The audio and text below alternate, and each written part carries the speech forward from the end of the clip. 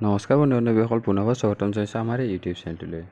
বন্ধু বান্ধৱীসকল, স্বাস্থ্য বিভাগত নতুনকৈ পদ খালী কৰিছে, স্বাস্থ্য বিভাগত নতুন চাকৰি ওলাইছে আৰু কিমানটা পদ থাকিব সেই সকলো কথা আজিৰ এই ভিডিঅ'ত আলোচনা কৰিম। লগতে এটা ভাল খবৰ যে ইয়াত বহুত বেছি দৰমহা হ'ব। আপোনালোকে শেষলৈ ভিডিঅ'টো চাব, আপোনালোকে কেনেকৈ এপ্লাই কৰিব পাৰিব, লগতে অফিচিয়েল নটিচনো আলোচনা কৰিম। তেনেহ'লে পলম নকৰাকৈ আজিৰ এই ভিডিঅ'টো আমি আলোচনা কৰোঁ। নেশ্যনেল আয়ুষ মিছন ৰিক্ৰুইটমেণ্ট আৰু অৰ্গেনাইজেশ্যনটোৰ নাম হ'ল নেশ্যনেল আয়ুষ মিছন আছাম আৰু লাষ্ট ডেট আপোনালোকে 24 অক্টোবৰলৈকে আপোনালোকে আবেদন কৰিব পাৰিব আৰু টোটেল ভেকেঞ্চি আছে 73টা। পোষ্ট নেম ভেৰিয়াছ পোষ্ট আছে, mode of application online, category Assam government job আৰু ইয়াত অফিচিয়েল ৱেবছাইটটো দিয়া আছে।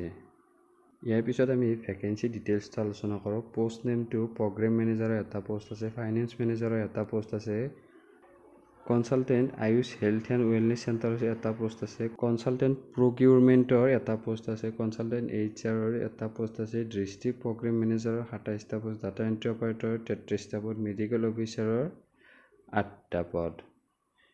এনেকুৱা আপোনালোকৰ টোটেল 73টা পদ আছে।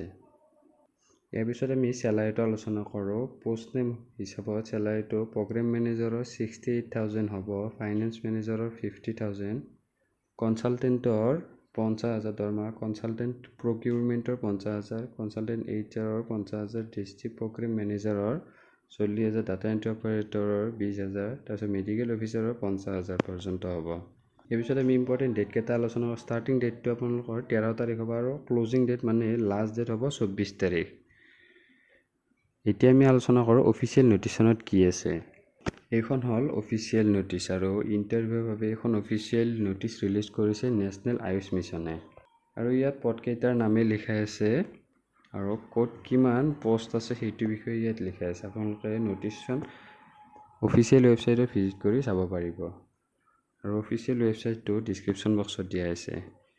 তেনেহ'লে বন্ধু বান্ধৱীসকল, আজিলৈ ভিডিঅ'টো ইমানখিনি আছিল। যদি আপোনালোকৰ ভিডিঅ'টো সহায়ক হৈছে তেনেহ'লে নিশ্চয়কৈ ভিডিঅ'টো লাইক কৰিব, লগতে বন্ধু বান্ধৱীসকলৰ লগতো শ্বেয়াৰ কৰিব। তেনেহ'লে আজিলৈ ইমানেই। ধন্যবাদ। জয় অসম।